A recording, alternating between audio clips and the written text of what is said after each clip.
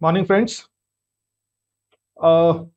आपला आजचा टॉपिक आहे घटना दुरुस्ती, कॉन्स्टिट्यूशनल अमेंडमेंट. आता मी मागच्या सेशनमध्ये असं म्हटलं होतं की घटना दुरुस्तीचा अभ्यास आपल्याला सुरुवातीला करून घ्यायचा आणि का करायचा आहे त्याचं मी कारण सांगितलं होतं. कारण घटना दुरुस्तीचा घटनेमध्ये अभ्यास करायचा म्हटला, घटनेच्या क्रमानुसार करायचा म्हटला तर तो डायरेक्ट कलम 368 म्हणजे शेवटी अभ्यास आहे. पण आपण मात्र त्याच्या आधी कित्येक टॉपिक वाचत असताना भरपूरदा हा रेफरन्स येत असतो की एखादी गोष्ट या घटना दुरुस्तीने झाली किंवा त्या घटना दुरुस्तीने झाली. तर मग नक्की घटना दुरुस्ती काय आहे हे जर आधीच आपल्याला समजलं तर ह्या सगळ्या मधल्या सगळ्या संदर्भांचा अभ्यास आपल्याला किंवा अर्थ आपल्याला व्यवस्थितपणे लावता येऊ शकेल आणि आकलन जास्त चांगलं होऊ शकेल. या उद्देशाने घटना दुरुस्ती नावाचा टॉपिक आपण आधीच बघणार आहोत. फार एक इंटरेस्टिंग अशा प्रकारचा टॉपिक आहे. इंग्लिशमध्ये आपण याला कॉन्स्टिट्यूशनल अमेंडमेंट म्हणतो. Constitutional amendment. अमेंड करणे म्हणजे सुधारणा करणे. अमेंड या इंग्रजी शब्दाचा अर्थ होतो सुधारणा करणे, एखादी गोष्ट दुरुस्त करणे. म्हणून आपण दुरुस्ती असा या ठिकाणी शब्द म्हटलेला आहे. पण दुरुस्ती या शब्दावरून आता असा अर्थ काढायचा नाही की घटनेत काहीतरी बिघडलेलं आहे आणि ते दुरुस्त करायचं. इथे दुरुस्ती करण्याचा अर्थ फक्त बदलवणं अशा प्रकारची शब्द आहे. किंवा सुधारणा करायची म्हणजे काहीतरी बिघडलं होतं आणि ते सुधारायचंय असाही त्याचा अर्थ नाहीये. पण मराठीत शब्द प्रसिद्ध झालेला आहे खरं दुरुस्ती शब्द. इंग्लिशच्या शब्दानुसार अर्थ हा घटना सुधारणा असा शब्द वापरला असता तर जास्त बेटर झाला असता. पण प्रसिद्ध झालेला शब्द मात्र घटना दुरुस्ती अशा प्रकारचा आहे. तर आता घटना दुरुस्ती करायची म्हणजे नक्की काय करायचं, त्याचा निश्चित अर्थ काय होतो तो पहिल्यांदा बघू. घटना दुरुस्तीचा अर्थ. तर घटना दुरुस्तीचा अर्थ म्हणजे घटनेत एखादं नवीन कलम समाविष्ट करणे, नाहीतर एखादं अस्तित्वात असलेलं की आधीच असलेलं कलम काढून टाकणे. नाहीतर कलम समाविष्टही करायचं नाही, काढूनही टाकायचं नाही, पण एखाद्या कलमाची फक्त शब्दरचना किंवा वाक्यरचना बदलणे. वाक्यरचना बदलणे जे काही उद्देश आहे त्या उद्देशाने वाक्यरचना बदलणे. तर ह्या तिन्ही गोष्टींसाठी करण्यात आलेल्या कृतीला आपण घटना दुरुस्ती असं पण म्हणतो. मग घटना दुरुस्तीचा अर्थ असा झाला की घटनेतलं कुठलंही कलम, आणि मी कलमच म्हणतो, कलमच नाही तर घटनेतली कुठलीही तरतूद आपण म्हणूया छोटी मोठी, तर या घटनेतली कुठलंही एखादं नवीन कलम नवीन तरतूद एखाद्या ठिकाणी समाविष्ट करणे. पुन्हा लक्षात घ्या, नवीन कलमच समाविष्ट करायचं असं नाही, एखाद्या कलमात एखादी ऍडिशनल उपकलम सुद्धा ते असू शकतं. म्हणून एखादी नवीन तरतूद म्हणूया, जास्त बेटर शब्द, एखादी नवीन तरतूद समाविष्ट करणे किंवा विद्यमान तरतूद काढून टाकणे किंवा एखाद्या तरतुदीची वाक्यरचना शब्दरचना फक्त बदलणे. या सगळ्या कृतींसाठी जे काही आपल्याला करावं लागतं त्याला आपण घटना दुरुस्ती, कॉन्स्टिट्यूशनल अमेंडमेंट असं आपण म्हणू शकतो. तर जेव्हा 1950 ला घटना तयार करण्यात आली त्याच वेळी घटना करताना माहिती होतं की त्यांनी तयार केलेली घटना तेव्हाच्या राजकीय परिस्थितीला धरून त्यांनी तयार केलेली होती. पण भविष्यात जर समजा कोणत्याही कारणामुळे राजकीय परिस्थिती बदलली आणि घटनेतली कुठलीही तरतूद बदलण्याची किंवा काढून टाकण्याची गरज पडली तर ती करता यावी यासाठी घटनेतच दुरुस्ती करण्याची पद्धत देण्यात आलेली होती. तर त्या पद्धतीचा आपल्याला या ठिकाणी अभ्यास करायचा आहे. तर ही घटना दुरुस्तीची तरतूद घटनेचा भाग 20, आजच्या 25 भागांपैकी 20व्या क्रमांकाचा भाग, त्या भागातल्या कलम 368 मध्ये देण्यात आलेली आहे. म्हणून कधी कधी एकदम सोपा साधा प्रश्न म्हणून याच्यावरही आलेला आहे की घटना दुरुस्तीची पद्धत कुठल्या कलमात दिली आहे म्हणून. तर 368 मध्ये दिलेली आहे. त्याच्यातले जे पहिले दोन महत्वाचे उपकलम आहेत 368(1) आणि 368(2), तर त्यापैकी 368(1) मध्ये काय म्हटलेलं आहे, हा पण खूप महत्वाचा पॉइंट आहे की घटना दुरुस्तीचा अधिकार केवळ संसदेला असेल. म्हणजे देशाच्या घटनेत बदल करायचा असेल तर ते फक्त संसद करू शकते. म्हणजे कोण करू शकणार नाही तर राज्य विधानमंडळ मात्र घटना दुरुस्ती करू शकणार नाही. जर राज्य विधानमंडळालाही घटना दुरुस्ती करण्याचा अधिकार असता तर प्रत्येक राज्याने आपल्या देशाची घटना आपापल्या पद्धतीने बदलून टाकली असती आणि ती देशाची घटना राहिलीच नसती. महाराष्ट्रासाठी देशाची घटना वेगळी, तर कर्नाटकसाठी देशाची घटना वेगळी, तर सिक्कीमसाठी वेगळी, असा प्रकार झाला असता. म्हणून घटनेनं स्पेसिफिकली या पहिल्या उपकलमात सांगितलेलं आहे की घटना दुरुस्ती करण्याचा अधिकार हा फक्त संसदेला असेल देशाच्या, कोणत्याही राज्य विधानमंडळाला नसेल. आणि दुसऱ्या उपकलमात घटनादुरुस्ती करण्याची पद्धत सांगण्यात आलेली आहे, की नक्की ही घटनादुरुस्ती कुठल्या पद्धतीने करायची ही पद्धत सांगण्यात आलेली आहे. ही पद्धत कळण्याच्या आधी मात्र आपल्याला घटनादुरुस्तीचे प्रकार कळले पाहिजे. एकदा प्रकार कळले की मग पद्धत कळणं आणि त्याचा अभ्यास करणं सोपं होऊ शकेल. पण पहिल्यांदा आपण घटनादुरुस्तीचे प्रकार बघूया. आता घटनेत बदल करण्याचे दोन मूळ प्रकार सांगितले जातात. त्या दोन मूळ प्रकारांना असं म्हटलेलं आहे की एक तर त्याला म्हणतात कलम 368च्या बाहेरील घटनादुरुस्ती आणि एकाला म्हणतात कलम 368च्या अंतर्गत घटनादुरुस्ती. म्हणजे 368च्या कलमात किंवा या कलमात जी पद्धत दिलेली आहे त्या पद्धतीचा वापर करून जी घटनादुरुस्ती केली जाते तिला आपल्याला सोपा वाक्य आपण वापरतोय, तिला आपण 368च्या अंतर्गत केलेली घटनादुरुस्ती असं आपण म्हणतोय. आणि मग बाहेरील घटनादुरुस्तीचा अर्थ त्याच्या एक्झॅक्टली अपोजिट येईल की घटनेत करायचा असा कोणताही बदल जो करण्यासाठी 368 मध्ये दिलेल्या पद्धतीचा वापर करण्याची गरज नसते, आवश्यकता नसते, त्याला आपण 368च्या बाहेरील घटनादुरुस्ती असं आपण म्हणू शकतो. म्हणून अशा प्रकारच्या या ठिकाणी आपण उदाहरणं लिहिणार आहोत. ह्या घटनादुरुस्तींसाठी 368च्या पद्धतीचा वापर करण्याची गरज नाही आणि ह्या प्रकारच्या घटनादुरुस्त्यांसाठी मात्र 368च्याच पद्धतीचा वापर करावा लागतो. मग आपण याला असं नाव दिलंय 368च्या बाहेरील घटनादुरुस्ती. पण घटना पण तसं म्हणते का? तर घटना तसं म्हणत नाही.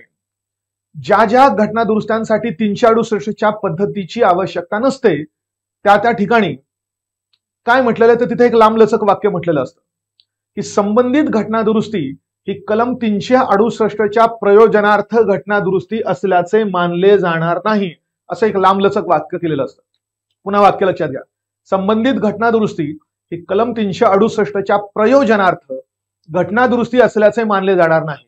आपण त्याला सोपं वाक्य करून काय केलेलं आहे, आपण त्याला म्हटलं की मग ठीक आहे प्रयोजनार्थ नाही आहे घटनादुरुस्ती, मग आम्ही त्याला सोपं म्हणतोय की 368च्या बाहेरील घटनादुरुस्ती असं आपण त्याला म्हणू शकतो. मग हा दोघांमधला बेसिक डिफरन्स झाला. पण खरा डिफरन्स मात्र असा आहे की जी घटनादुरुस्ती 368च्या बाहेरची आहे असं आपण म्हणतो ती पास होण्यासाठी जे बहुमत लागतं त्याला साधं बहुमत म्हणतात. म्हणजे साध्या बहुमताने होणारी घटनादुरुस्ती असा शब्द आपल्याला म्हणता येईल. साध्या बहुमताने. मी तुम्हाला या बहुमतांचा अर्थ सांगितला नाही. हा टॉपिक झाल्यानंतर वाटल्यास आपण पहिल्यांदा बहुमतांचे कोणते कोणते प्रकार असू शकतात ते आपण बघून घेऊया, म्हणजे आपल्याला हे जास्त आकलन लक्षात येऊ शकेल. म्हणून साध्या बहुमताने ज्या ज्या घटनादुरुस्त्या केल्या जातात त्यांना आपण 368च्या बाहेरच्या घटनादुरुस्त्या म्हणतो. म्हणजेच याचा अर्थ 368च्या अंतर्गत येणारी घटनादुरुस्ती करण्यासाठी वेगळंच कोणतं ते बहुमत लागणार असतं. तर त्याकरता आता याचेही दोन प्रकार केले जातात. 368च्या पद्धतीने करायच्या घटनादुरुस्तीचे पुन्हा दोन प्रकार झाले. त्यापैकी एक प्रकार म्हणतात विशेष बहुमताने केली जाणारी घटनादुरुस्ती.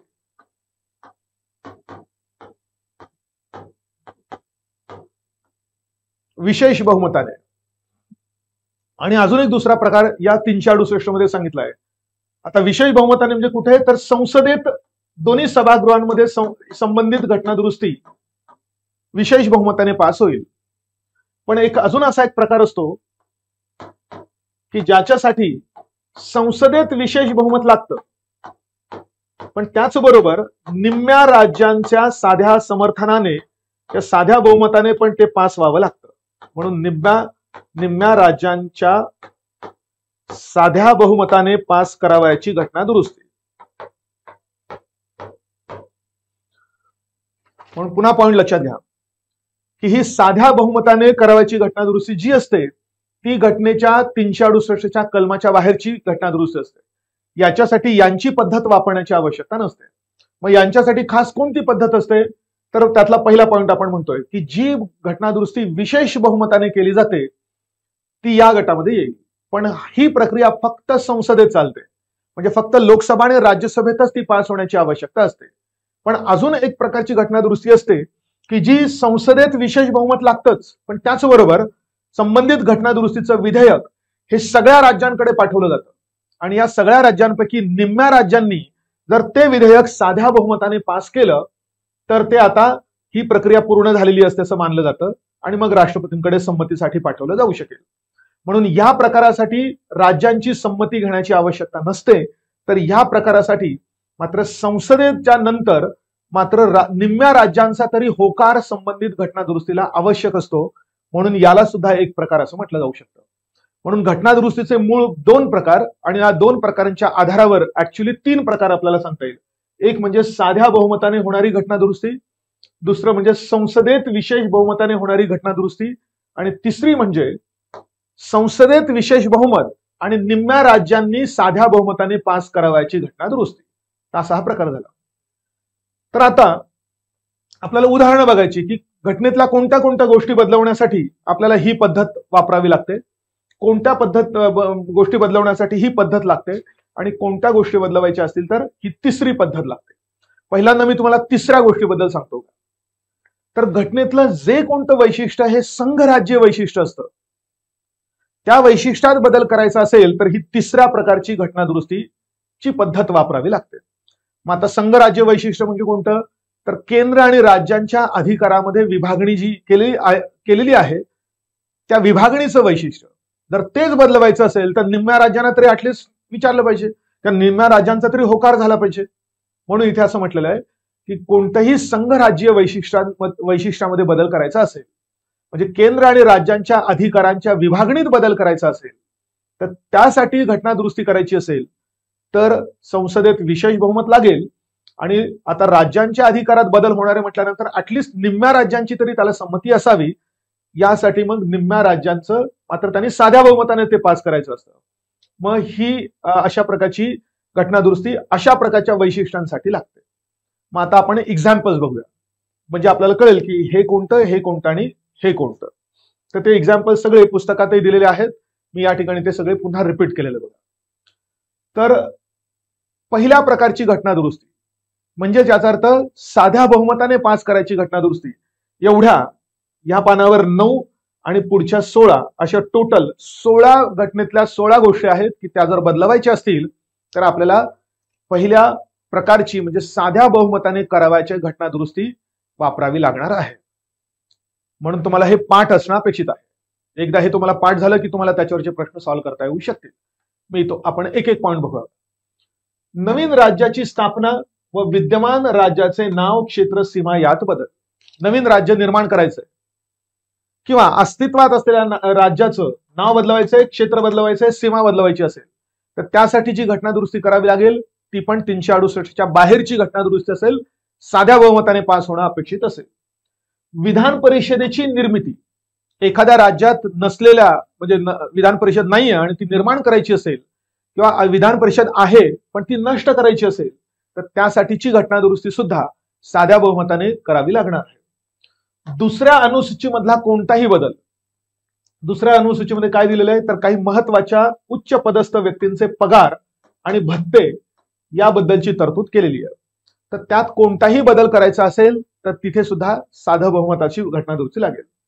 संसदेची गणसंख्या ज्याला इंग्लिशमध्ये आपण कोरम म्हणतो आणि कोरमचा अर्थ झाला की संसदेच्या सभागृहाचं अधिवेशन भरण्यासाठी किमान किती माणसांनी हजर राहायला पाहिजे त्या संख्येला आपण गणसंख्या किंवा कोरम असं म्हणतो. आणि आपल्याला माहितीये की लोकसभा, राज्यसभा, विधानसभा, विधान परिषद या चौघांसाठी कोरम हे नेहमी 1 असल्याचं निश्चित करण्यात आलेलं आहे घटनेनं.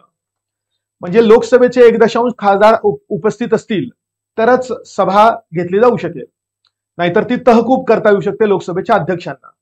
पण आता या कोरमच्या संख्येतच काही बदल करायचा असेल, जास्त किंवा कमी काय वॉटेवर जो बदल करायचा असेल तर त्यासाठी घटनादुरुस्ती करावी लागेल आणि ती सुद्धा साध्या बहुमतानेच करावी लागेल. संसदीय सदस्यांचे पगार आणि भत्ते म्हणजेच खासदारांचे पगार आणि भत्ते यात बदल करायचा आहे.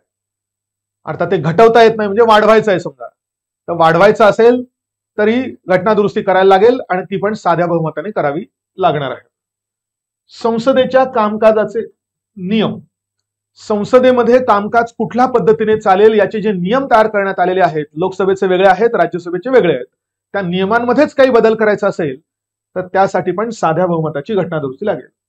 संसदीय विशेषाधिकार, ज्याचा अर्थ आपण मागच्या लेक्चरला स्रोतांच्या वेळी बघितला की संसदेच्या दोन्ही सभागृहांच्या खासदारांना जे खास अधिकार दिलेले आहेत, जसं मी तुम्हाला भाषण स्वातंत्र्य सांगितलं होतं की विधान म्हणजे सभागृहात केलेल्या कोणत्याही व्यक्तीने कोणत्याही वक्तव्यासाठी आणि मतदानासाठी त्यांना कोणत्याही न्यायालयात आव्हान दिलं जाणार नाही, हा त्यांचा जो विशेष अधिकार आहे.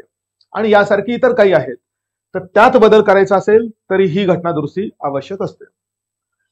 संसदेत इंग्रजीचा वापर, यात काही चेंज करायचा आहे. आपल्याला माहिती आहे की संसदेची ऑफिशियल लँग्वेज कोणती आहे? संसदेची ऑफिशियल लँग्वेज मूळ घटनेमध्ये सांगण्यात आलेली होती इंग्रजी आणि हिंदी. पण इंग्रजीचा वापर फक्त 15 वर्षांसाठी सांगितलेला होता. म्हणजे 15 वर्षांनंतर इंग्रजीचा वापर करायचा का नाही करायचा हे नंतर संसद ठरवेल असं मूळ घटनेमध्ये सांगण्यात आलेलं होतं. मग 15 वर्ष म्हणजे 1965 ला संपणार होते. पण त्याच्या आधीच म्हणजे 1963 मध्ये ऑफिशियल लँग्वेजेस ऍक्ट नावाचा एक कायदा संसदेत पास करण्यात आला आणि त्या कायद्याने असं ठरवलं की 15 वर्षानंतर सुद्धा इंग्रजीचा वापर कंटिन्यू राहील. म्हणून आजची स्थिती झाली की संसदेची कामकाजाची भाषा ही घटनेनं सांगितल्यानुसार हिंदी आहे आणि त्या 63च्या कायद्याने सांगितल्यानुसार इंग्रजी आहे. पण ह्या इंग्रजीच्या वापराबद्दल जर कुठल्याही प्रकारचा चेंज करायचा असेल तर त्यासाठी लागणारी घटना दुरुस्ती सुद्धा पहिल्या गटात येणारी घटना दुरुस्ती असेल. सर्वोच्च न्यायालयामधील न्यायाधीशांची संख्या बदलवायची, अर्थातच वाढवायची आहे, कमी तर करता येणार नाही. आता सध्या आपल्याला माहिती आहे की सर्वोच्च न्यायालयात एक सरन्यायाधीश आणि अन्य 33 न्यायाधीश असे टोटल 34 न्यायाधीश आहेत. पण ती वाढवायची, समजा 2, 5 अजून काही वाढवायची असेल तर त्यासाठीच्या घटना दुरुस्तीला सुद्धा साध्या बहुमताची आवश्यकता असेल. त्यानंतर सर्वोच्च न्यायालयाला अतिरिक्त अधिकार क्षेत्र बहाल करायचं. सर्वोच्च न्यायालयाला सध्या जे काही अधिकार क्षेत्र दिलेलं आहे, म्हणजे ज्या अधिकाराच्या क्षेत्राच्या आत ते काम करू शकतात, तर त्यात जर काही म्हणजे वाढ करायची असेल तरी सुद्धा ही पहिल्या प्रकारची घटना दुरुस्ती करावी लागेल. कार्यालयीन भाषेचा वापर, आणि आता फक्त संसदेतच नाही तर मग संसदेच्या व्यतिरिक्त राज्य विधानमंडळ असतात, सर्वोच्च न्यायालय उच्च न्यायालयामध्ये असतात. एकंदरीत कामकाज शासनाचं कामकाज चालवण्यासाठी जी ऑफिशियल लँग्वेज वापरली जाते त्यात हवा तो चेंज करायचा असेल तर घटना दुरुस्ती साध्या बहुमताने चालेल. नागरिकत्वाच्या तरतुदी म्हणजे भाग 2 मधल्या नागरिकत्वाच्या तरतुदींमध्ये करायचा बदल तो पण अशा रीतीने करावा लागेल.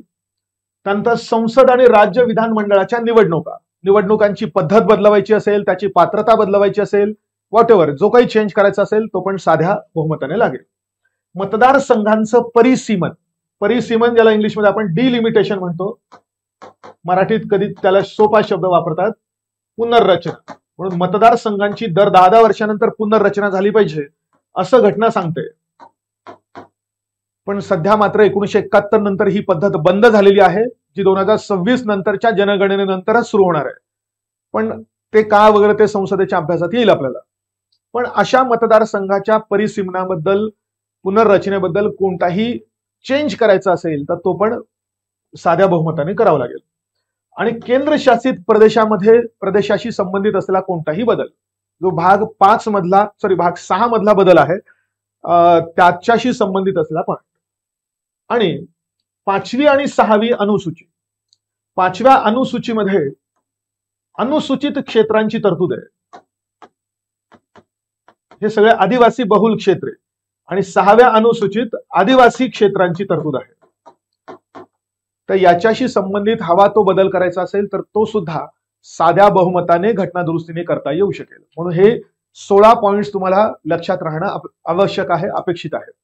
तर हा झाला पहिल्या प्रकारच्या घटना दुरुस्तीचा ही उदाहरणं झाली.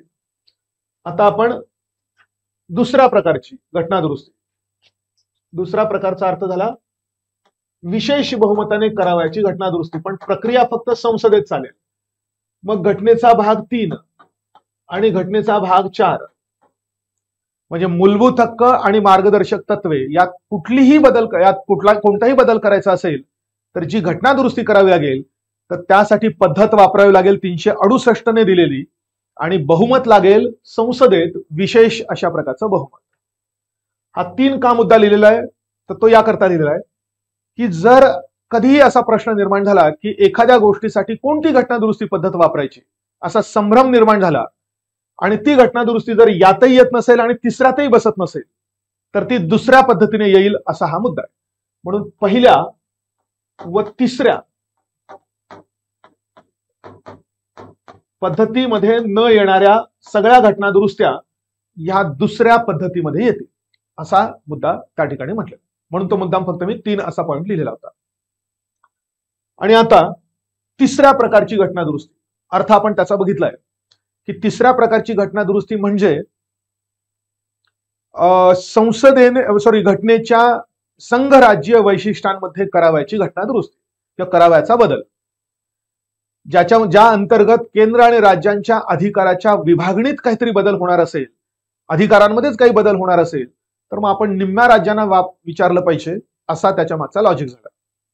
आणि म्हणून त्या ठिकाणी संसदेत विशेष बहुमत लागतं आणि निम्म्या राज्यांनी ऍटलिस्ट साध्या बहुमताने संबंधित घटना दुरुस्तीला होकार देणं सुद्धा आवश्यक असतं असं पॉइंट होईल. मग त्यासाठी कोणत्या कोणत्या गोष्टी या पद्धतीमध्ये येतात त्यांची लिस्ट दिली बघा. इथे प्रत्येक ठिकाणी तुम्हाला लक्षात येईल की काही राज्यांचा संबंध येतो म्हणून आपण ह्या तिसऱ्या गटामध्ये लिहिलेलं आहे. मग राष्ट्रपतींची निवडणूक व त्यांची पद्धत. आपल्याला माहिती आहे राष्ट्रपतींना मतदान करणाऱ्या मतदात्यांमध्ये इव्हन राज्याच्या विधानसभांचे निर्वाचित सदस्य म्हणजे आमदार सुद्धा येतात. म्हणून जर ती पद्धतच बदलवायची असेल तर राज्यांना विचारलं पाहिजे असा अर्थ झाला. दुसरं, केंद्र आणि राज्यांच्या कार्यकारी शक्तींची व्याप्ती म्हणजे केंद्राचे कार्यकारी अधिकार किती, राज्याचे किती यातच काही बदल करायचा असेल तरी राज्यांना विचारणं अपेक्षितच आहे. तसंच केंद्र आणि राज्यांच्या कायदेकारी शक्तींची म्हणजे कायदेकारी अधिकारांची व्याप्ती त्यातही चेंज करायचं म्हटलं तरी राज्यांना विचारणं अपेक्षित आहे. केंद्रशासित प्रदेशांसाठी हायकोर्ट्स, जसं दिल्ली या केंद्रशासित प्रदेशासाठी स्वतंत्र हायकोर्ट आहे आणि प्रत्येक केंद्रशासित प्रदेश कुठल्या तरी जवळच्या हायकोर्टाच्या अंतर्गत काम करत असतं. जसं फॉर एक्झाम्पल आपल्याला माहिती आहे की दादरा नगर हवेली आणि दीव दमण या केंद्रशासित प्रदेशांसाठी बॉम्बेचंच हायकोर्ट काम करतं. मग जर त्याच्यात काही बदल करायचा असेल तर संबंधित राज्यांना पण विचारलं पाहिजे. तसंच सर्वोच्च आणि उच्च न्यायालय यातला कुठलाही बदल, डायरेक्ट मी पॉइंट म्हटलेला आहे म्हणजे सर्वोच्च न्यायालयाचं काय वगैरे असं नाही, सर्वोच्च न्यायालय आणि उच्च न्यायालय याच्याशी संबंधित कुठलाही बदल, मग त्यांचं कॉन्स्टिट्यूशन असो, त्यांचे अधिकार असो, त्यांचं कार्यस्थान म्हणजे कुठून काम करतील हे असो, त्यात काही बदल करायचा असेल तर तिसऱ्या पद्धतीचा वापर करावा लागेल. आणि 7व्या अनुसूचीमधली कोणतीही सूची, मग 7वी अनुसूची म्हणजे घटनेच्या 12 पैकी 7वी अनुसूची, ज्याच्यामध्ये या 3 सूची दिलेल्या आहेत, संघ सूची, राज्य सूची आणि समवर्ती सूची. जर एकातला विषय दुसरीकडे टाकायचा असेल, एखादा नव्याने समाविष्ट करायचा असेल तर राज्यांना विचारलं पाहिजे अशी अपेक्षा झाली. त्याचबरोबर पुढे अजून संसदेतील राज्यांचं प्रतिनिधित्व म्हणजे राज्याचे लोकसभेत किती जागा असतील आणि राज्यसभेत किती जागा असतील ते जर बदलवायचं असेल तर नॅचरली राज्यांना विचारलं पाहिजे. राज्यांच्या मर्जी विना तसं काही करता येणार नाही. आणि कलम 368 मध्येच बदल करायचा असेल तर 368 मध्ये बदल करायचा असेल तर 368 चीच पद्धत लागू होईल असा त्याचा प्रॅक्टिकल अर्थ असा होतोय. म्हणून आणि आता फायनली आपण आधी म्हटलं की या आणि या पद्धतीमध्ये न येणारी दुसरी कुठलीही घटना दुरुस्ती असेल तर ती दुसऱ्या पद्धतीत येईल असा प्रॅक्टिकल त्याचा अर्थ काढला जातो असा पॉइंट होईल. तर हे झाले आता घटना दुरुस्तीचे प्रकार. मग आता आपण ऍक्च्युअली घटना दुरुस्तीची पद्धत बघूया. पण कोणती पद्धत बघायची आहे? 368 अंतर्गत येणारी घटना दुरुस्ती पद्धत. तर तो पॉइंट बघूया. तर ही पद्धत मी तुम्हाला एका फ्लो चार्टच्या माध्यमातून आपण ती समजून घेऊया. बघा, घटना दुरुस्तीची 368 अंतर्गत एखादी घटना दुरुस्ती करायची समजा जी 368च्या दुसऱ्या किंवा तिसऱ्या कुठल्या तरी गटामध्ये येते. मग पहिल्यांदा काय करावं लागेल तर त्या घटना दुरुस्तीचं विधेयक तयार करावं लागेल, बिल तयार करावं लागेल.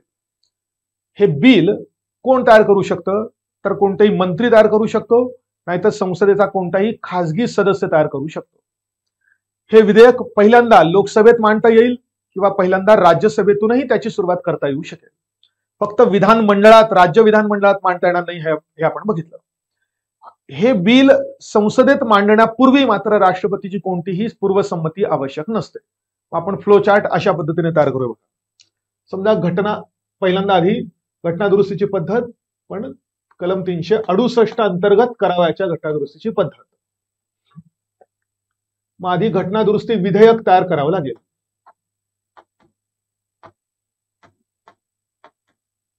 घटनादुरुस्ती विधेयक. पहिल्यांदा या विधेयकाशी संबंधित हे 3 मुद्दे आपण वेगळे या ठिकाणी लिहूया.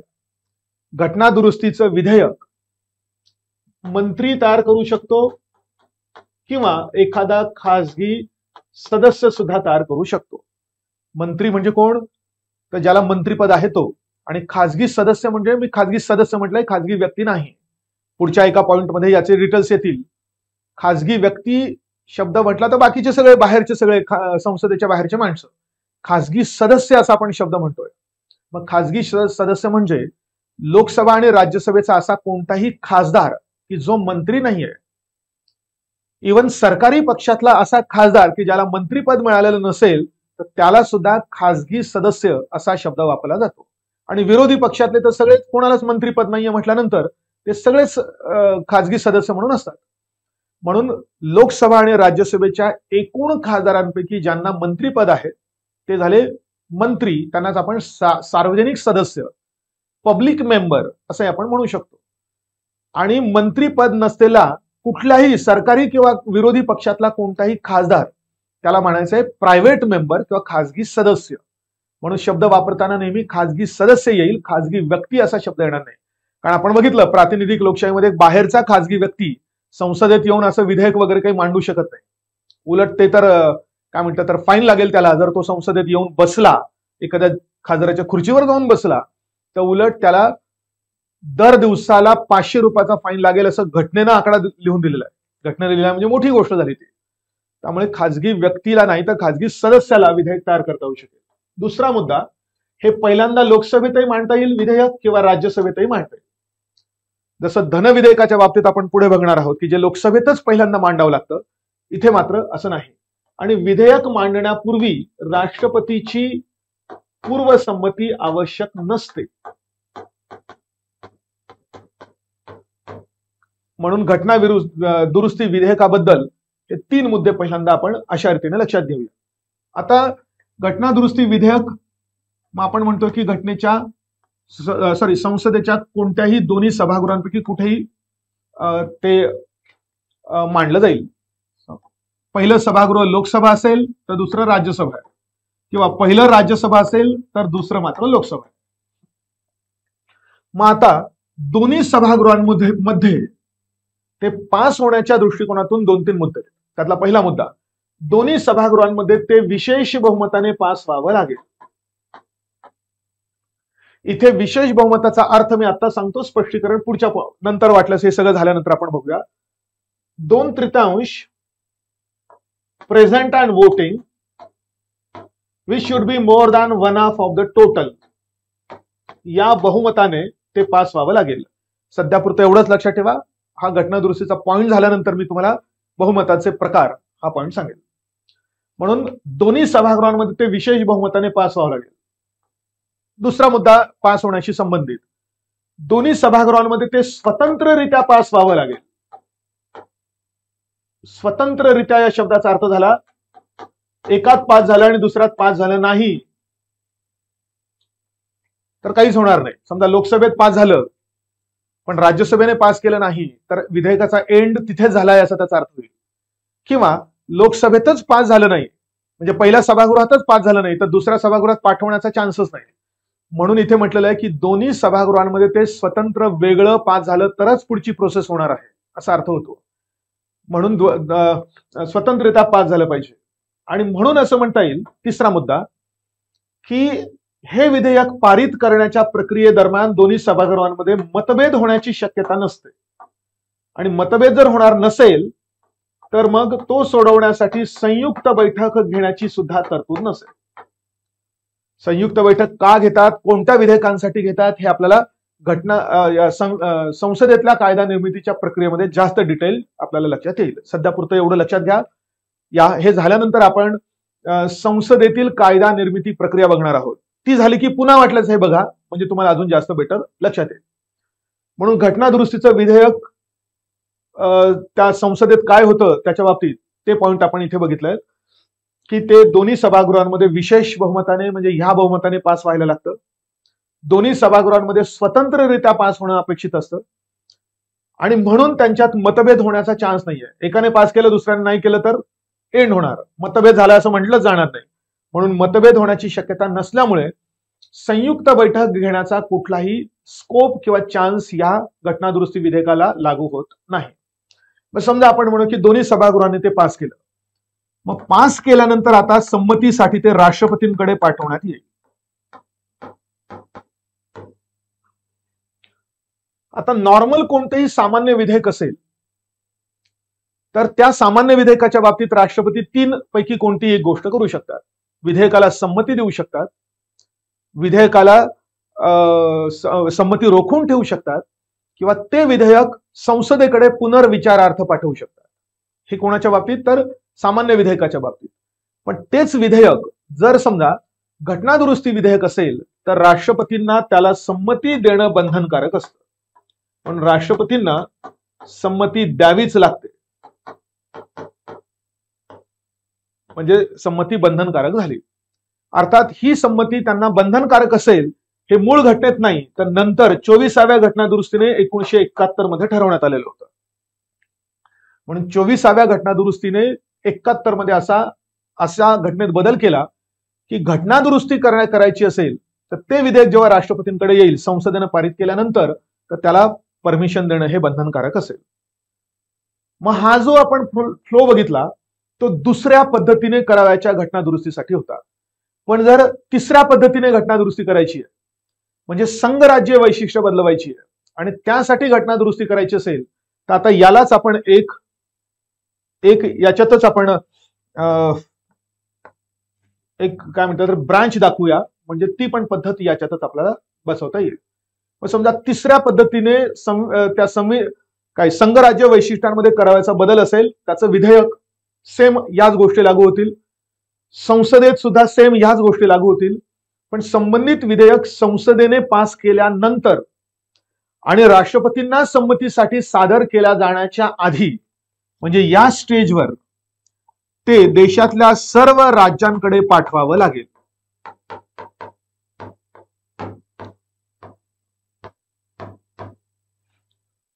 आणि या सर्व राज्यांपैकी जर निम्म्या राज्यांनी त्या विधेयकाला साध्या बहुमताने पास केलं आपापल्या विधानसभेत म्हणजे आपापल्या विधानमंडळात की मग नंतर ते राष्ट्रपतींकडे पाठवलं जाईल आणि इथेही राष्ट्रपतींना ती संमती देणं बंधनकारक असेल. म्हणून दुसऱ्या पद्धतीची घटनादुरुस्ती असेल तर सेम हा फ्लो येईल आणि तिसऱ्या पद्धतीची घटनादुरुस्ती असेल तर इथून एक ब्रांच येते. म्हणून संबंधित विधेयक संसदेने पारित केल्यानंतर आणि राष्ट्रपतींना सादर केले जाण्याच्या आधी ते सगळ्या राज्यांकडे पाठवलं जाईल. म्हणजे आजच्या 28 राज्यांकडे पाठवलं जाईल आणि दिल्ली पुदुचेरी यांना विधानसभा आहे तर त्यांच्याकडे पाठवलं जाईल. म्हणजे टोटल 30 राज्यांना पाठवलं जाईल आणि या 30 पैकी पहिल्या 15 राज्यांनी म्हणजे निम्म्या ते पास करण्याचे, समजा पहिल्या राज्याने पास केलं दुसऱ्याने नाही केलं तिसऱ्याने केलं असं करत करत 15 म्हणजे हाफ स्टेट झाले की मग बाकीची राज्य पास करतायत का नाही करतायत याचा कोणताही विचार न करता ही कंडिशन पूर्ण झालेली असेल. म्हणून निम्म्या राज्यांनी पास केल्यानंतर मग ते राष्ट्रपतींकडे पाठवलं जाईल आणि राष्ट्रपतींना यालाही संमती देणं बंधनकारक असेल.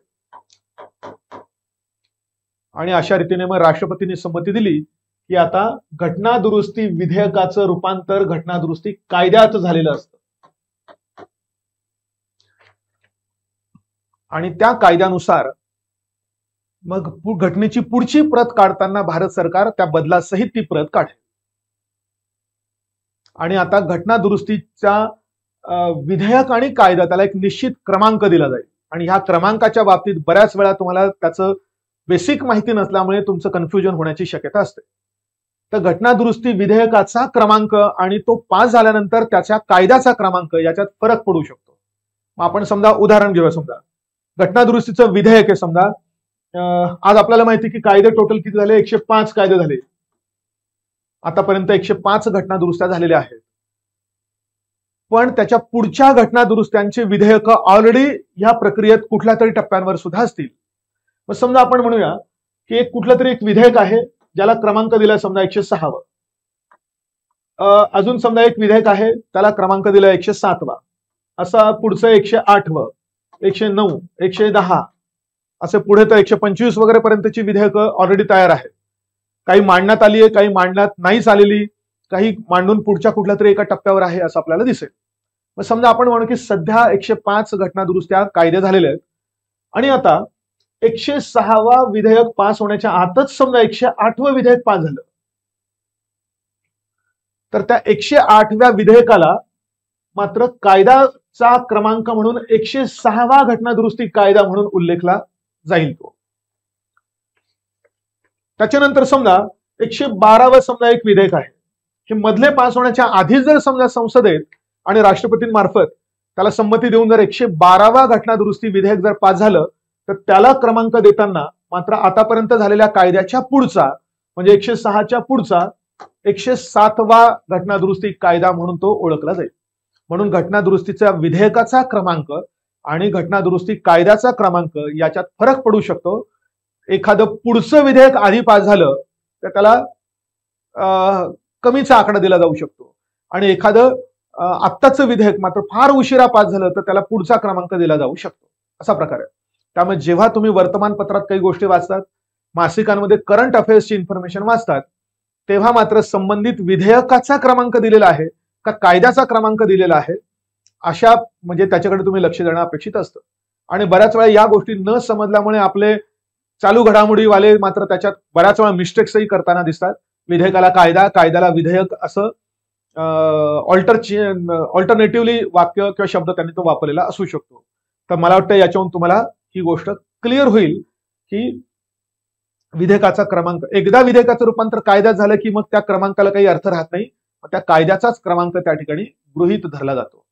So this is a method by which any constitutional amendment under article 368 is passed, असं पॉइंट होईल. मग आता 368च्या बाहेरच्या घटना दुरुस्त्या मात्र ह्या कशा पद्धतीने पास होतील? त्याची पद्धत जर याची ही वापरायची नसेल तर मग कोणती वापरायची? तर त्याची पद्धत संबंधित कलमातच दिलेली असते. म्हणजे थोडक्यात आपल्याला म्हणता येईल की ह्या पद्धतीने समजा नवीन राज्याची स्थापना करायची आहे, नाव क्षेत्र सीमा बदलवायचं आहे, तर त्यासाठीची पद्धत या कलम 3 मध्ये दिली असेल, कारण याच्याशी संबंधित घटनेचं कलम 3 आहे. असं प्रत्येक गोष्ट घटनेत ज्या कलमात दिलेली असेल त्या कलमातच त्याची पद्धत असेल आणि ती पद्धत वेगळी नाहीच आहे, ती साध्या बहुमताने व्हायची पद्धत आहे. आणि साध्या बहुमताची पद्धत म्हणजेच काय, तर ते एक सामान्य विधेयक असल्याप्रमाणे ह्या घटना दुरुस्त्या पास होतात. म्हणजे ह्या ज्याप्रमाणे घटना दुरुस्त्या विशेष बहुमताने पास होतात, तर या साध्या बहुमताने होतात. या साध्या बहुमताने पास म्हटल्यानंतर याच्या विधेयकाला सामान्य विधेयकासारखं ट्रीट केलं जाईल, याला मात्र घटना दुरुस्ती विधेयकासारखं ट्रीट केलं जाईल. आणि अजून पुढचा मुद्दा की घटना दुरुस्ती विधेयक 368 अंतर्गतच्या पद्धतीने जर समजा पास झालं तर त्याच घटना दुरुस्तीला क्रमांक दिला जातो. या पद्धतीने होणाऱ्या घटना दुरुस्त्यांना क्रमांक दिला जात नाही, कारण ही काही 368च्या अंतर्गत होणारी घटना दुरुस्ती नसते. घटना दुरुस्ती होते पण 368 अंतर्गत नाही, असा मुद्दा होतो. म्हणून हे सामान्य विधेयक असल्याप्रमाणे पास होतं आणि हे मात्र काय म्हणूया की घटना दुरुस्ती विधेयक असल्याप्रमाणे पास होतं. हा दोघांमधला बेसिक डिफरन्स झाला. आणि मग त्यानंतर आतापर्यंतच्या अलीकडच्या काही घटना दुरुस्त्यांची यादी या ठिकाणी दिलेली आहे. आता बऱ्याच वेळा काही पुस्तकांमध्ये तुम्हाला पहिल्यापासून तर आतापर्यंतच्या सगळ्या घटना दुरुस्त्यांची एक लिस्ट दिसेल आणि बऱ्याच वेळा मुलं ती लिस्ट जशीच्या तशी पाठ करताना दिसतात. अशी लिस्ट कधीच कायमस्वरूपी पाठ होण्याची शक्यता नसते. काही दिवसानंतर तुम्ही विसरून जाण्याची शक्यता नाही. 105 घटना दुरुस्त्या क्रमाने कशा लक्षात ठेवते? त्यामुळे आणि गरज तर असते मात्र घटना दुरुस्ती संबंधित पहिली, दुसरी, 5वी, 7वी, 12वी किंवा काही 42वी, तर मग त्यांचा अभ्यास अशाच पद्धतीने करण्याची आवश्यकता असते की संदर्भासहितच तो अभ्यास करायला लागतो. म्हणजे 42व्या घटना दुरुस्तीने काय बदल झाला हा जेव्हा आपण घटनेच्या संदर्भाने अभ्यास करतो तेव्हाच आपल्याला लक्षात येईल की संबंधित गोष्ट 42व्या घटना दुरुस्तीने झाली. जसं आपण मागे बघितलं की धर्मनिरपेक्ष, समाजवादी, एकात्मता हे 3 शब्द प्रास्ताविकेत 42व्या घटना दुरुस्तीने पास झाले. 42वी घटना दुरुस्ती इतकी मोठी होती की तिला मिनी कॉन्स्टिट्यूशन म्हणतात. घटनेत अनेक बदल त्या घटना दुरुस्तीने केले. ती लिस्ट अशी पाठ करण्यापेक्षा तो बदल ज्या ठिकाणी आपण अभ्यासतोय त्या ठिकाणी जर आपण असं लक्षात घेतलं की चला हा बदल 42व्या घटना दुरुस्तीने झालाय, की हा बदल 24व्या घटना दुरुस्तीने झालाय, इथेही आपण बघितलं आता की राष्ट्रपतींना हे बंधनकारक केलेलं आहे, हे 24व्या घटनादुरुस्तीने झालेलं आहे. मग राष्ट्रपतींवर बंधनकारक केलेला आहे हा संदर्भ आणि यात त्याची घटनादुरुस्ती, हे जेव्हा आपण मॅच करतो तेव्हा आवश्यक त्या घटनादुरुस्त्या आणि त्यामुळे झालेला बदल आपल्याला लक्षात राहण्याची शक्यता असते. So instead of just memorising all the constitutional amendments in sequence, it is better to learn them, remember them with the help of their contexts, असा अर्थ म्हणतोय. पण आता अलीकडच्या काही घटनादुरुस्त्यांची यादी मात्र आपण सलग अशा पद्धतीने बघण्याचा प्रयत्न करूया. मी सुरुवात केली 95 पासून 2009 मधली. मग या घटनादुरुस्तीने कलम 334 मध्ये बदल केला आणि लोकसभा आणि विधानसभेतल्या एससी आणि एसटीचं आरक्षण पुढच्या 70 वर्षांपर्यंत पुढे ढकललं. पुढच्या 70 म्हणजे याचा अर्थ घटनेच्या प्रारंभापासून 70. तिथे तसं वाक्य केलेलं म्हणून 70 वर्षाचं आपण म्हणतोय. मग घटनेचा प्रारंभ झाला 1950 ला, त्याचे 70 वर्ष पूर्ण होणार 2020 ला. म्हणून जनरली काय झालं बघा, हा मुद्दा एक वेगळा असं सांगता येईल की लोकसभा आणि विधानसभेत एससी आणि एसटी समुदायांना जागा आरक्षित असतील अशी मूळ घटनेत तरतूद केलेली होती, पण ती तरतूद होती फक्त 10 वर्षांसाठी, म्हणजे 50च्या नंतर 1960 पर्यंत. पण जसजसं 10 वर्ष पूर्ण होत यायचं, समजा 10 वर्ष 1960 ला पूर्ण होणार असेल तर जस्ट त्याच्या 1 वर्ष आधी घटनादुरुस्ती करून संबंधित आरक्षण हे पुढच्या 10 वर्षांसाठी पुढे ढकललं जायचं. मग पहिल्यांदा घटनादुरुस्ती करण्यात आली 1960च्या आधीचं वर्ष म्हणजे 1959 ला. आणि मग तिथे असं वाक्य बदल करण्यात आला की मूळ घटनेपासून किंवा घटनेच्या प्रारंभापासून 20 वर्षापर्यंत हे आरक्षण असेल, म्हणजे 60च्या ऐवजी 70 पर्यंत असेल. मग नंतर 30 वर्षापर्यंत असेल असं पुढे ढकललं. मग नंतर 40 वर्षापर्यंत, 50 वर्षापर्यंत, 60 वर्षापर्यंत, आणि जेव्हा ते अजून पुढे ढकलायचं होतं 70 वर्षापर्यंत, तेव्हा मग ही घटनादुरुस्ती करण्यात आली आणि ते 70 वर्षापर्यंत म्हणजे 2020 पर्यंत असेल असा निर्णय त्या ठिकाणी त्यावेळी घेण्यात आला होता. हीच गोष्ट आपल्याला पुढे इथेही बघायची होती. 19 मध्ये पुन्हा ते करून, किंवा हा 19 मुद्दा आताच आपण बघून घेऊया बघा. 104व्या घटनादुरुस्तीने 2019 मध्ये हा कलम 334 मधला बदल, म्हणजेच लोकसभा विधानसभेतल्या एससी आणि एसटी आरक्षणाची तरतूद पुढच्या म्हणजे प्रारंभापासून 80 वर्षापर्यंत असेल असं निश्चित करण्यात आलंय. म्हणजे कधीपर्यंत, 50 पासून 80 झाले 2030 पर्यंत असेल. म्हणजे 2009चा तो बदल आणि 19चा बदल. 9ला त्याच्या पुढे 10 वर्ष आणि 2019ला त्याच्या पुढची 10 वर्ष असं करण्यात आलं होतं. 96वी घटनादुरुस्ती 2011ला 8व्या अनुसूचीमध्ये बदल करून ओरिया भाषेचं नाव ओडिया भाषा असं करण्यात आलं. 8व्या अनुसूचीमध्ये काही भाषांची नावं आहेत, 22 भाषांची नावं आहेत. या भाषांना आपण कॉन्स्टिट्यूशनल लँग्वेजेस म्हणजे घटनात्मक भाषा असं पण म्हणतो. त्याच्यात ओरिया नावाची एक भाषा होती, त्या भाषेचं नाव बदलवून, ओरिया हा ब्रिटिशांनी प्रोनाऊन्स केलेला शब्द होता, त्यांना सगळं बेसिक सगळ्या गोष्टी आपल्याकडच्या प्रोनाऊन्स करता यायच्या नाही म्हणून, आणि मूळ मात्र म्हणजे ओरिसाच्या भाषेतला मात्र उडिया असा शब्द आहे किंवा ओडिया असा शब्द आहे समजा म्हणूया. तो ब्रिटिश इम्पॅक्ट असलेला तो शब्द काढून टाकून मात्र भारतीय इम्पॅक्ट असलेला शब्द म्हणून ओडिया असं त्याच्यामध्ये चेंज करण्यात आलं. त्यानंतर 97व्या घटनादुरुस्तीने सहकारी संस्थांना घटनात्मक दर्जा दिला आणि या घटनादुरुस्तीने घटनेत 3 ठिकाणी बदल केलेला आहे. मूलभूत हक्कांमध्ये एक हक्क टाकण्यात आला कलम 19(1)(c) मध्ये, आणि सहकारी संस्था स्थापन करणे हा एक मूलभूत स्वातंत्र्याचा भाग बनवण्यात आला. 43(b) मध्ये म्हणजे मार्गदर्शक तत्व टाकण्यात आलं.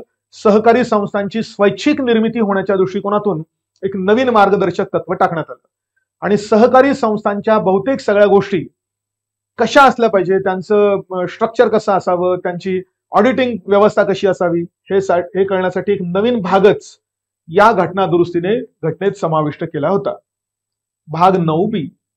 पण तुम्हाला कदाचित माहिती असेल की अलीकडे सर्वोच्च न्यायालयाने एका खटल्यात असा निर्णय दिला, किंवा असं म्हणा की जेव्हा ही घटनादुरुस्ती झाली त्याच वेळी त्या घटनादुरुस्तीला चॅलेंज करण्यात आलं कोर्टात. चॅलेंज या कारणाकरता करण्यात आलं होतं की सहकार हा विषय राज्यांचा आहे आणि राज्यांचा विषय असेल तर केंद्र त्याच्या बाबतीत काही करू शकत नाही, पण तरी केंद्राने घटना दुरुस्ती केली आणि घटनेतच या गोष्टी टाकल्या. आणि अजून दुसरा मुद्दा असा होता, जर राज्यांचा विषय असेल तर त्यात बदल करताना किमान त्या निम्म्या राज्यांच्या साध्या समर्थनाने ते झालं पाहिजे होतं. पण तेव्हाच्या सरकारने मात्र असं न करता मात्र दुसऱ्या पद्धतीने, म्हणजे फक्त संसदेतल्या विशेष बहुमताने ही घटना दुरुस्ती पास केली होती. तिसऱ्या पद्धतीचा वापर करणं अपेक्षित होतं. आणि आता मग त्याच्यावर इतके वर्ष खटला चालला आणि मला वाटतं मागच्या किंवा त्याच्या मागच्याच वर्षी सरकारने त्याच्यावर निकाल दिला आणि ही 97वी घटना दुरुस्तीतला बराचसा भाग त्यांनी घटना विरोधी असल्याचा डिक्लेअर केलं आणि ती बाद ठरवली. फक्त ह्या गोष्टी नाही झाल्या, हे गोष्टी मान्य केलेल्या आहेत, पण यातल्या बऱ्याचशा गोष्टी मात्र बाद ठरवण्यात आलेल्या आहेत. तर ते 97व्या घटना दुरुस्तीने हे मूळ झालं होतं असं म्हणता येईल. 98व्या घटना दुरुस्तीने कलम 371 जे नावाचं एक नवीन कलम समाविष्ट केलं, जे कर्नाटक राज्यासाठी आहे. जसं कलम 371A हे महाराष्ट्र आणि गुजरातसाठी आहे, तशाच प्रकारचं सेम कलम 371J हे कर्नाटकसाठी निर्माण करण्यात आलं. मग 371A मध्ये महाराष्ट्र आणि गुजरातसाठी काय आहे, तर महाराष्ट्रातल्या मराठवाडा आणि विदर्भ यांचा विकासाचा अनुशेष दूर करण्यासाठी एक स्वतंत्र वैधानिक विकास मंडळ स्थापन करता येईल राज्याच्या राज्यपालांच्या मर्जीने, अशी तरतूद त्या ठिकाणी केलेली होती. मग अशाच प्रकारचे आता कर्नाटकातला जो हैदराबाद कर्नाटक म्हणून प्रदेश आहे,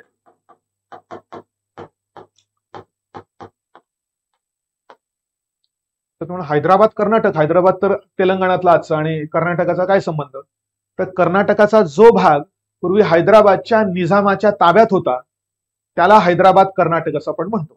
म्हणजे जसं मराठवाडा हैदराबादच्या निजामाच्या ताब्यात होता, तसाच कर्नाटक मधला हा जो आंध्र प्रदेशाला लागून म्हणजे तेलंगणाला लागून असलेला प्रदेश आहे, तिथे बिजापूर, बिदर वगैरे हे जिल्हे येतात, गुलबर्गा हे जिल्हे येतात, तर तो भाग निजामाच्या ताब्यात असलेला प्रदेश हैदराबाद कर्नाटक म्हणून ओळखला जातो. तर त्याच्यासाठी पण अशा प्रकारचं वैधानिक विकास मंडळ स्थापन करण्याची तरतूद करणारं हे कलम 371J हे त्यात ऍड करण्यात आलं घटनेमध्ये. नंतर 99व्या घटना दुरुस्तीने 2004 साली NJAC ची स्थापना केली होती, नॅशनल ज्युडिशियल अपॉइंटमेंट्स कमिशन. आणि कदाचित तुम्ही पेपरमध्ये सध्याही वाचत असाल की न्यायाधीशांची नेमणूक करण्यासाठी काम करणारी जी कॉलेजियम सिस्टम आहे, कॉलेजियम पद्धत आहे, ती रिप्लेस करून त्याच्या जागी NJAC नावाचं एक कमिशन काम करेल, अशा प्रकारचा निर्णय या घटना दुरुस्तीने घेण्यात आला होता 99व्या. कॉलेजियम सिस्टम काय आहे वगैरे हे सगळ्या गोष्टी आपल्याला सुप्रीम कोर्टाच्या अभ्यासामध्ये कळेल, पण सध्या लक्षात ठेवा कॉलेजियमच्या जागी हे NJAC आलं होतं. पण मात्र लगेच लोकांनी त्याला चॅलेंज केलं आणि 16 ऑक्टोबर 2015 रोजी सर्वोच्च न्यायालयाने ही घटना दुरुस्तीच बाद असल्याचं ठरवलं आणि असं सांगितलं की असं कमिशन काम करू शकणार नाही, कारण त्याच्यामुळे न्यायालयीन स्वातंत्र्य नावाचं घटनेचं मूलभूत वैशिष्ट्य नष्ट होतं आणि त्यामुळे NJAC बाद ठरलं आणि त्यामुळे पूर्वीची कॉलेजियम सिस्टम पुन्हा अस्तित्वात आलेली आहे किंवा अंमलात राहिलेली आहे असंही म्हणता येईल. आणि आता अलीकडे पुन्हा आपले काय त्यांचं पद आहे, मला वाटतं गृह राज्यमंत्री, हे पुन्हा असं म्हणायला लागले की कॉलेजियम सिस्टम मध्ये काहीतरी अपारदर्शकता आहे आणि पुन्हा आपण अशा प्रकारचं कमिशन, सेम असं नाही पण अजून दुसऱ्या कुठल्या पद्धतीचं बदल केलेलं असं आणण्याचा आपण प्रयत्न केला पाहिजे वगैरे, अशा प्रकारची वातावरण निर्मिती करण्याचं काम ते किरण रिजिजू यांनी करायला सुरुवात केलेली आहे. पुढे अजून काहीतरी होण्याची शक्यता आहे त्याबद्दल. 100व्या घटना दुरुस्तीने 2015 मध्ये एक भारत आणि बांगलादेश मधला भूसीमा करार त्यामुळे झाला होता. त्या भूसीमा कराराला एक काय म्हटलं तर घटनात्मक वैधता प्राप्त करून देण्यासाठी ही घटना दुरुस्ती झाली होती. भूसीमा करार म्हणजे काय प्रकार होता, तर जर समजा हा भारत आणि हा बांगलादेश आहे, तर बऱ्याच ठिकाणी विशेषतः सुंदरबनच्या त्या सगळ्या त्रिभुज प्रदेशाच्या एकदम चिखलाच्या आणि जो काही दलदलीचा भाग आहे त्या भागातनं आपली भारत आणि बांगलादेशाची सीमा जाते आणि बऱ्याच ठिकाणी तर ती सीमा निश्चितही करण्यात आलेली नाहीये. एवढा तो सगळा दुर्गम अशा प्रकारचा भाग आहे. पण तिथे मात्र काही लोक राहतात छोट्या छोट्या वस्त्या करून, ज्यांना एन्क्लेव्ज म्हणतात. आणि बऱ्याच वेळा असं दिसतं की आपल्या भारताच्या हद्दीमध्ये बांगलादेशी एन्क्लेव्ज आणि बांगलादेशाच्या हद्दीमध्ये मात्र भारतीय एन्क्लेव्ज, भारतीय लोकांचे एन्क्लेव्ज असल्याचं दिसून आलं. पण मात्र सीमाच निश्चित नसल्यामुळे बांगलादेशी लोक आपल्याकडे राहतात, पण आपण त्यांना बिलकुल सुविधा देत नाही, आणि आपले लोक तिकडे राहत असतील तर ते पण त्यांना सुविधा देत नव्हते. तर फक्त ह्या लोकांना तिथेच ठेवून, या लोकांना कुठेही स्थलांतर करायला लागायला नको, पण तिथेच ठेवून मात्र ही जी सीमा आहे ती बदलवण्यासाठी आवश्यक करार करणं आवश्यक होतं. लोकांचं स्थलांतरही नाही झालं पाहिजे, पण सीमा निश्चित पण झाली पाहिजे, अशा रीतीने की जेणेकरून बांगलादेशाचे एन्क्लेव्ह बांगलादेशाचा भाग बनतील आणि भारताचे एन्क्लेव्ह भारताचा भाग बनतील, आणि त्यात काहीतरी थोडीशी जमिनीची गिव्ह अँड टेक सुद्धा होईल कदाचित. आणि त्यासाठी मग करार जो करण्यात आला त्यासाठीची ही घटना दुरुस्ती होती, 100वी घटना दुरुस्ती. 101वी घटना दुरुस्ती एक प्रसिद्ध घटना दुरुस्ती आहे 2016ची, ज्याद्वारे जीएसटी रिलेटेड सगळे बदल घटनेमध्ये करण्यात आले, म्हणून जीएसटीशी संबंधित असलेली घटना दुरुस्ती असं म्हणता येईल. 102व्या घटना दुरुस्तीने 2018 मध्ये national commission for backward classes जे पूर्वी होतं, त्या पूर्वीच्या त्या कमिशनला वैधानिक दर्जा, म्हणजे कायद्याने स्थापन करण्यात आलेलं आयोग म्हणून वैधानिक दर्जा होता, पण या घटना दुरुस्तीने त्याला मात्र घटनात्मक दर्जा प्रदान करण्यात आला. जसं आपल्याला माहिती आहे, आपल्याकडे नॅशनल कमिशन फॉर एससीज आहेत, नॅशनल कमिशन फॉर एसटीज आहेत, आणि तसंच नॅशनल कमिशन फॉर ओबीसीज, पण national commission for backward classes असंही कमिशन होतं. पण हे दोन्ही कमिशन मुळातच घटनात्मक दर्जा असलेले होते. या कमिशनला मात्र घटनात्मक दर्जा नव्हता, ते वैधानिक म्हणजे कायद्याने स्थापन करण्यात आलेलं होतं, पण त्यालाही घटनात्मक दर्जा देण्याच्या दृष्टिकोनातून ही 102वी घटना दुरुस्ती झाली. म्हणून आता national commission for backward classes is also a constitutional commission, किंवा घटनात्मक दर्जा त्यांना आहे असे म्हणतात. त्यानंतर 103वी घटना दुरुस्ती 2019 मध्ये, ज्याद्वारे इकॉनॉमिकली वीकर सेक्शन्स म्हणजेच आर्थिकदृष्ट्या दुर्बल घटकांना आरक्षण देण्याची तरतूद करण्यात आली. आणि ही आरक्षणाची तरतूद कलम 15(6) आणि कलम 16(6) ही 2 कलम समाविष्ट करून करण्यात आलेली आहे असं दिसतं. तर इकॉनॉमिकली बॅकवर्ड सेक्शन्स ज्याला 10% ची ही जी तरतूद करण्यात आली आहे, ओपन कॅटेगरीमध्ये जे कोणी असतील, म्हणजे थोडक्यात जे कोणी आरक्षित गटामध्ये नसतील, अनारक्षित गटामधले जे कोणी आर्थिकदृष्ट्या दुर्बल घटक असतील, तर त्यांना 10% आरक्षणाची तरतूद ह्या 103व्या घटना दुरुस्तीने करण्यात आली. आणि 104व्या घटना दुरुस्तीने काय झालं ते आपण ऑलरेडी बघितलंय. 2009 आणि 2019 लोकसभा विधानसभेतलं आरक्षण पुढच्या 10 वर्षांसाठी पुढे ढकलण्यात आलं. एक मुद्दा अजून मी इथे डिटेल सांगतो बघा, जो पण संसदेशी संबंधित आहे. तर ज्यावेळी प्रत्येक वेळी, किंवा हा मुद्दा घेऊन घेऊया, ज्यावेळी 10 वर्ष संपण्याच्या जस्ट आधी जेव्हा हे आरक्षण पुढच्या 10 वर्षांसाठी पुढे ढकललं जायचं, त्याच वेळी त्या घटना दुरुस्तीत ऍक्च्युली एक नाही तर 2 गोष्टींचा समावेश असायचा. ते म्हणजे लोकसभा विधानसभेत एससी एसटी यांचं आरक्षण हा एक मुद्दा असायचा. त्याचप्रमाणे लोकसभा आणि विधानसभेमध्ये अँग्लो इंडियन समाजाचं आरक्षण पण पुढच्या 10 वर्षांनी ढकललेलं असायचं, कारण ते पण पहिलं मूळ घटनेत 10 वर्षांसाठीच दिलेलं होतं.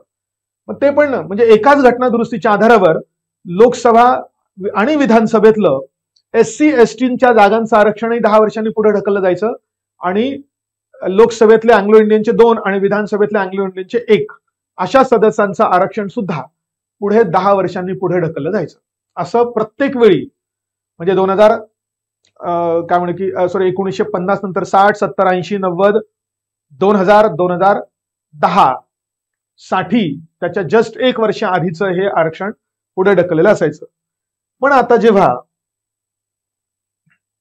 ही घटना दुरुस्ती करण्यात आली 104वी, तर या घटना दुरुस्तीने मात्र फक्त एससी आणि एसटीचं आरक्षण पुढे 10 वर्षांनी ढकललं, पण अँग्लो इंडियन समाजाचं आरक्षण पुढे 10 वर्षांनी ढकलण्याची तरतूद याच्यामध्ये नव्हती. मग याचा प्रॅक्टिकल अर्थ असा झाला की सरकारला आता हे आरक्षण पुढे ढकलायचं नाहीये, म्हणजे याचा अर्थ ते बंद करायचंय. पण सरकारने असं पॉझिटिव्हली डिक्लेअर केलं नाही की आम्ही बंद करतोय.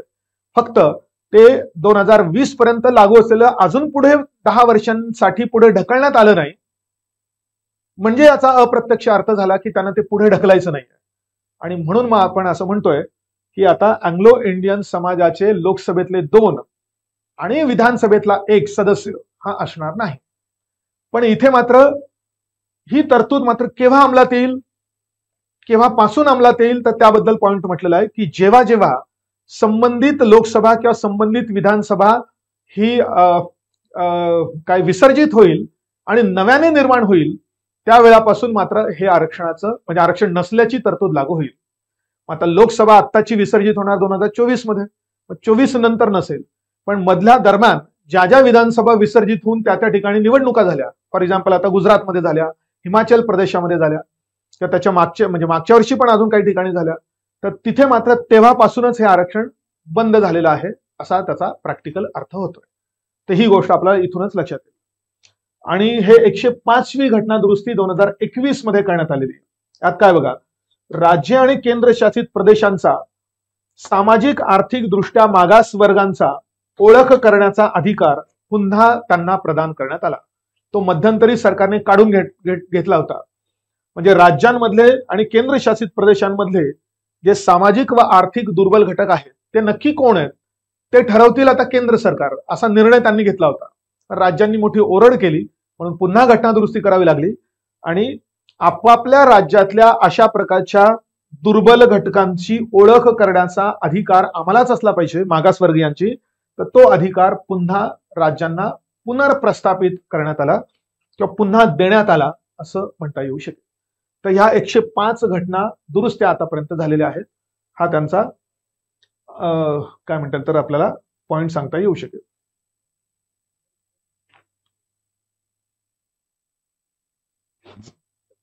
तर ही होती घटना दुरुस्ती. मग आता तुम्हाला एक मला वाटतं अंदाज आला असेल की घटना दुरुस्ती नक्की काय होते, काय पद्धत असते आणि त्याचे नक्की प्रकार कोणते असतात. पण हे सगळे प्रकार सांगत असताना मी तुम्हाला फक्त शब्द वापरत होतो की साधं बहुमत म्हणजे काय किंवा काय म्हणता येईल की विशेष बहुमत म्हणजे काय. तर ही बहुमत वेगवेगळी कोणती असतात ते पण आपल्याला बघायचं. तर आता आपण घटना दुरुस्तीच्या पद्धतींचा आपण अभ्यास केला आणि त्याच्यात आपण हे 2 प्रकारच्या बहुमतांचा आपण उल्लेख केला, साधं बहुमत आणि विशेष बहुमत. तर नक्की साधं बहुमत म्हणजे काय आणि विशेष बहुमत म्हणजे काय, तर त्याचा आपण अभ्यास करूया. साधे बहुमत, ज्याला आपण इंग्लिशमध्ये सिंपल मेजॉरिटी म्हणतो, तर त्याचा अर्थ होतो 1/2 प्रेझेंट अँड वोटिंग. इंग्लिशमधून अशा पद्धतीने आपण बघूया. 1/2 प्रेझेंट अँड वोटिंग म्हणजे सभागृहात किती माणसं प्रेझेंट आहेत आणि त्याच्यापैकी किती माणसं वोटिंग म्हणजे मतदानात भाग घेत आहेत, त्याच्यापैकी किमान 1/3 म्हणजे निम्म्या माणसांनी किंवा निम्म्या आणि त्यापेक्षा प्लस जास्त, एक तरी ऍटलीस्ट जास्त माणसांनी विधेयकाच्या बाजूने जर मतदान केलं तरच ते विधेयक पास होईल, अशी व्यवस्था असेल तर त्या साध्या बहुमताने पास झालंय असं आपल्याला म्हणता येईल. आपण साधं उदाहरण घेऊ. समजा लोकसभेचे 545 सदस्य आहेत सध्या. समजा एका कुठल्या तरी विधेयक पारित करण्याच्या दरम्यान समजा प्रेझेंट असलेल्या माणसांची संख्या समजा 500 म्हणूया. आणि 500 पैकी आता सगळ्यांना मतदान करण्याचं बंधन नसतं, म्हणून समजा 500 पैकी मतदानात जर समजा मतदानाच्या प्रक्रियेमध्ये जर समजा 400च माणसांनी सहभाग घेतला आणि ते विधेयक साध्या बहुमताने पास व्हायचं असेल तर प्रेझेंट असलेल्यांपैकी जेवढे माणसं मतदानात भाग घेत आहेत त्याच्या किमान निम्मे माणसांनी, म्हणजे आता 400च्या निम्मे किती झाले तर समजा 200 झाले. मग जर समजा 200 जणांनी बाजूने मतदान केलं आणि 200 जणांनी विरुद्ध मतदान केलं तर दोन्ही बाजूंना समान मतं पडलेली असतील, निर्णय होणार नाही. म्हणून निम्म्यापेक्षा किमान एकने तरी एक्स्ट्रा मतदान जर समजा बाजूने पडलं असेल, म्हणजे 200 1 आणि अजून एक्स्ट्रा पुढे कितीही, तरच ते विधेयक पास होईल अशी व्यवस्था असेल तर त्याला आपण साधं बहुमत असा आपण शब्द वापरतो. मग साध्या बहुमताचा अर्थ झाला प्रेझेंट अँड वोटिंगच्या 1/2 असा पॉइंट होईल. किती माणसं हजर आहेत त्यापैकी किती मतदानात भाग घेत आहेत त्यांच्या त्या संख्येच्या निम्म्यापेक्षा किमान 1ने जास्त तेवढे बाजूने मतं पडली तर ते पास होईल अशी व्यवस्था असणे याला आपण साधं बहुमत असं म्हणतो. आणि दुसरा प्रकार आपण म्हटला विशेष बहुमत. आता विशेष बहुमत काय प्रकार असतो? मग विशेष बहुमताचा अर्थ आपण घेतला 2/3 प्रेझेंट अँड वोटिंग, आणि त्याचबरोबर निम्म्या, आणि त्याला अजून असं म्हटलं 2/3 present and voting which should be more than 1/2 of the total. मग याचा आपण अर्थ काढूया बघा. समजा पुन्हा तेच एक्झाम्पल घेतलं.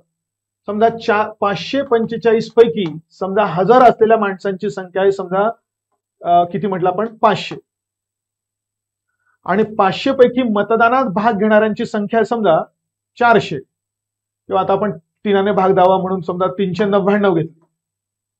मग आता 399च्या 2/3 आकडा किती येईल? 133 गुणिले 2 म्हणजे 266. म्हणजे याचा अर्थ या 399 पैकी 266 व्यक्तींनी, त्या किमान 266 व्यक्तींनी विधेयकाच्या बाजूने मतदान केलं पाहिजे, तर ही पहिली कंडिशन पूर्ण होते. आणि त्याचबरोबर 1/2 ऑफ टोटल याचा अर्थ काय झाला की एकूण सदस्य संख्येच्या 1/2 माणसांनी बाजूने मतदान केलं पाहिजे. आता एकूण म्हणजे याचा अर्थ प्रेझेंट अँड वोटिंग नाही, तर एकूण सदस्य संख्या जी असेल ती. मग लोकसभेची एकूण सदस्य संख्या समजा 545, त्याच्या 1/2 येतात 272.5, राऊंड करून झाले समजा 273. मग आता या दोन्ही गोष्टी एकाच वेळी जर कंप्लीट व्हायच्या असतील, त्याचा अर्थ असा झाला की प्रेझेंट अँड वोटिंगच्या 2/3 म्हणून हा जेवढा आकडा येतो, आणि टोटल मेंबरशिपच्या 2/3 म्हणून हा जेवढा आकडा येतो, या दोन्ही गोष्टी साध्य व्हायच्या आहेत. याचा प्रॅक्टिकल अर्थ असा झाला की हा आकडा किमान ह्या आकड्यापेक्षा, म्हणजे या आकडा इतका किंवा याच्यापेक्षा जास्त असेल तरच दोघांच्या एकत्रित बहुमताने ते पास झालेलं असेल असा अर्थ होईल. कारण हा आकडा कॉन्स्टंट राहणार आहे. लक्षात घ्या, एकूण सदस्य संख्या जर 545 असेल तर त्याचा निम्मा आकडा हा कॉन्स्टंट राहील 273. हा मात्र व्हेरी होणारा असेल, कारण प्रेझेंट किती आहे आणि मतदानात किती भाग घेत आहेत यांची संख्या जर व्हेरी होणार असेल, तर हा व्हेरी होणारा आकडा या कॉन्स्टंट आकड्यापेक्षा जर जास्त येत असेल तरच विधेयक विशेष बहुमताने पास झालेलं असेल असा त्याचा अर्थ होतोय. म्हणून या कंडिशन मध्ये विधेयक पास होणार नाही. म्हणून हा 266चा आकडा एक तर 273 इतका किंवा त्यापेक्षा अधिक, म्हणजे एवढ्या लोकांनी बाजूने मतदान केलं तर दोन्ही कंडिशन सॅटिस्फाय होतील की प्रेझेंट अँड वोटिंगच्या 2/3 पेक्षाही जास्त माणसं असतील आणि तो आकडा 1/2 ऑफ टोटल पेक्षाही जास्त असतील असा त्याचा प्रॅक्टिकल अर्थ होईल. मग अशा रीतीने हे बहुमताचे असे दोन प्रकार त्या घटना दुरुस्तीसाठी वापरले जातात. साध्या बहुमतासाठी असेल तर 1/2 प्रेझेंट अँड वोटिंग, आणि विशेष बहुमत असेल तर मात्र 2/3 present and voting which should be more than 1/2 of the total membership of the house, असं ते विशेष बहुमत त्या ठिकाणी लागतं. असा हा पॉइंट झाला. तर मला वाटतं याच्याहून तुम्हाला, आता घटनेत भरपूर ठिकाणी विशेष बहुमत, साधं बहुमत असं काही काही शब्द असतात, तर ते तुम्हाला या आधारावर त्याचं आकलन करणं तुलनेनं सोपं होईल. याच्यानंतर मात्र आपण संसदेत कायदा निर्मितीची प्रक्रिया हा पॉइंट आपण पुढच्या सेशनमध्ये बघणार आहोत.